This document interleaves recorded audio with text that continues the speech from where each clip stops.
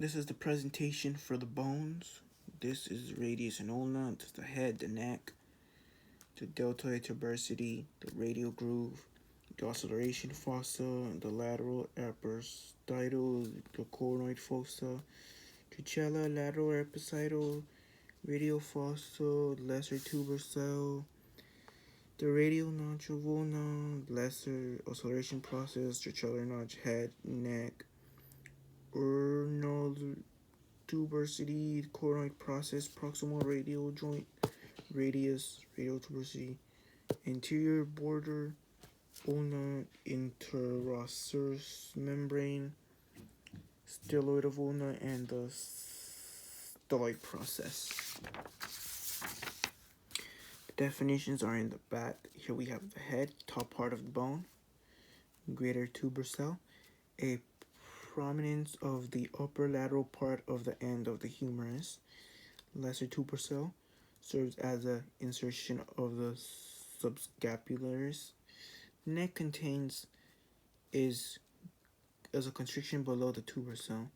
Radius is bone in the forearm, one of the bones in the forearm. We have the olecranon fossa is deep triangular depression on the posterior of the humerus. The radial fossa is a slight depression found in the humerus. The lateral epicondyle is a large lateral epicondyle of the humerus. The radial groove is also known as the musculospiral groove.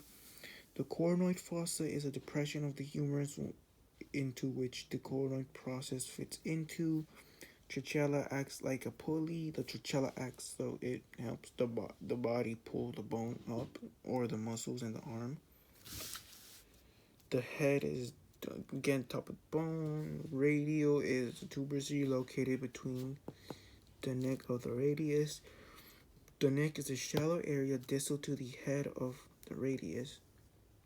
And then we have the radius, which is the second bone in the forearm.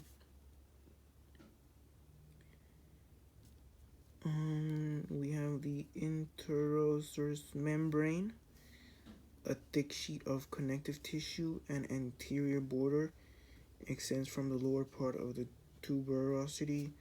The radial notch of the ulna is a lesser sigmoid cavity. Styloid of ulna is the bony projection of the end of the ulna near the hand. The proximal radial joint is a synovial joint connecting the proximal end of the radius and the ulna. The ulnar tuberosity is rough eminence of the proximal end of the ulna. The trachellar notch, also known as the semiclear notch, and the greater sigmoid cavity protect on the oscillation process projects below the elbow and forms the bony prominence of the elbow.